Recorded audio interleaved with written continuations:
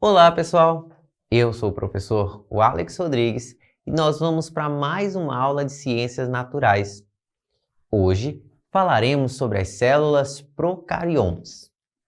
Células procariontes são aquelas que têm um núcleo primitivo. São células menos complexas. Células de bactérias, organismos mais simples. A célula procarionte é composta por algumas estruturas. Entre elas, nós temos o DNA, que fica ali emaranhado dentro da célula, embolado, formando o que nós chamamos de cromossomo. Na reprodução, ele será duplicado e depois a célula bacteriana gerará novas células. O DNA é o comando celular. Ele é o que diz tudo o que irá acontecer dentro dessa estrutura.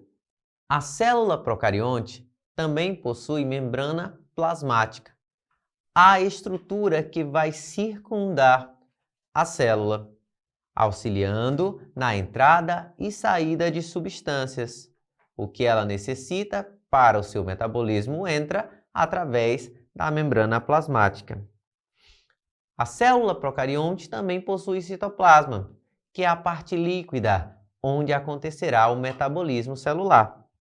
E também onde ficam espalhados algumas outras estruturas, como os ribossomos, essas bolinhas representadas na imagem, que são responsáveis pela produção de proteínas, compostos essenciais para, por exemplo, a duplicação do material genético, produção de enzimas, hormônios e etc. A membrana plasmática possui um outro envoltório nas células das bactérias, na célula procarionte. Esse envoltório é chamado de parede celular e é constituída por um material chamado de peptídeo glicano. Esse material vai proteger, vai como se fosse envelopar a bactéria, dando uma proteção extra, além da membrana plasmática. As bactérias também possuem pequenos cílios, chamados de fímbrias, que vão ser responsáveis pela reprodução entre uma bactéria e outra. O flagelo também está presente nesse tipo de célula. Ele é responsável pela movimentação celular. Se ela estiver submersa em água, por exemplo, ela vai nadar com essa estrutura, com o flagelo. Apesar das bactérias estarem associadas diretamente a doenças, elas nos trazem bastante benefícios. Elas têm uma grande importância. As células procariontes são utilizadas, por exemplo, na indústria alimentícia, para a produção de iogurtes, fazendo a fermentação do leite. As procariontes também têm uma importância ecológica. Elas são utilizadas hoje em dia para limpeza de ambientes que foram contaminados por petróleo, por exemplo. Algumas bactérias têm a capacidade de dissolver esse óleo que é derramado por acidente em áreas costeiras, no mar, etc. Esse tipo de tecnologia é super importante porque não gera outros componentes tóxicos e faz a limpeza de um lugar que sofreu esse acidente, prejudicando toda a vida daquele ambiente. Além disso, as bactérias também podem fazer mutualismo, como, por exemplo, as bactérias que estão junto às raízes de leguminosas, de plantas como o feijão. Essas bolinhas que a gente vê na imagem são nódulos de bactérias. Mas para que servem elas? Elas vão pegar o gás nitrogênio da atmosfera e vão transformar em substâncias que são absorvidas pelas plantas. A partir daí, alguns compostos como ácidos nucleicos, DNA, RNA, proteínas e vitaminas podem então ser produzidas. São bactérias essenciais que auxiliam na digestão de alimentos e também nos protegem contra outras bactérias que não nos fazem tão bem. Bactérias que causam mal acabam se instalando se a nossa flora estiver ruim. Além disso, nós podemos encontrar bactérias tendo uma reação semelhante na flora vaginal, no aparelho reprodutor das meninas. Existem ali bactérias que trazem benefícios, entre elas a proteção daquela região que é tão sensível a outras bactérias causadoras de doenças. As bactérias, os procariontes, também são importantes na indústria farmacêutica. A partir delas, nós podemos produzir alguns antibióticos e também hormônios, como é o caso da insulina, que é produzida dentro de bactérias e serve para o tratamento de uma doença bem comum, que é o diabetes. Os procariontes também têm uma grande importância médica, já que muitos deles causam doenças que afetam os seres vivos, inclusive o homem. As doenças causadas por bactérias são chamadas de bacterioses. Vamos ver agora algumas delas. O botulismo é uma bacteriose causada pela bactéria Clostridium botulinum, que vive especialmente em alimentos em conserva. Se esses alimentos, logicamente, não estiverem bem armazenados ou estiverem com a sua embalagem com algum dano. Por isso, uma das principais formas de prevenção é ter cuidado, ter atenção quando formos consumir alimentos enlatados, alimentos em conserva. Se a lata estiver amassada ou com algum furo, não é indicado o seu consumo, pois pode haver ali colônias de bactérias que causam doenças. Então, para nós não contrairmos essa doença, basta ter um cuidado na hora de ingerir alimentos, lavar bem eles com sabão, com uma água sanitária, deixar os vegetais de molho, por exemplo, para matar alguns micro-organismos e ingerir água potável, de preferência uma água mineral. Sintomas que ela causa são diarreia, desidratação, vômitos, fraqueza, perda de peso e, se não tratada, consequente morte. Também é tratada com antibióticos e possui cura. A cólera, pessoal, ela é observada especialmente em países bem pobres, países que têm uma desigualdade social, porque nesses países as pessoas não têm acesso à água tratada.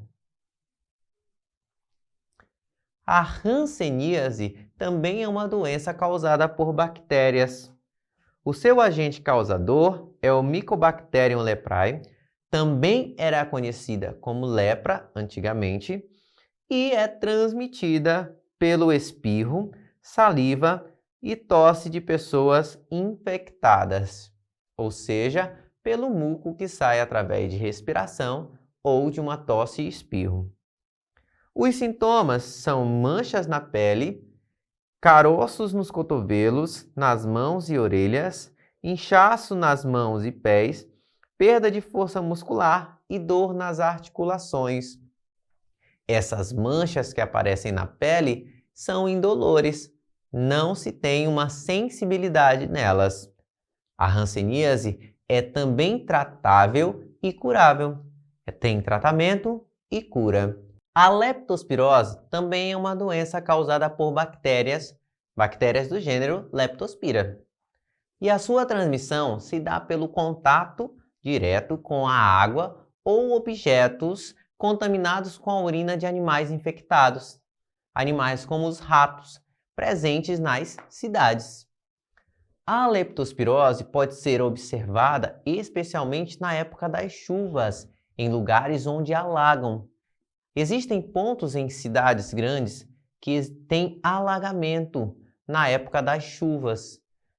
Como os ratos estão ali presentes nas ruas, nas casas, a sua urina fica espalhada pela cidade.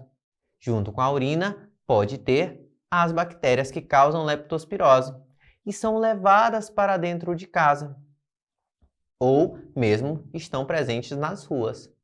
Por isso, uma das formas de prevenção dessa doença é não ter contato com água de chuvas.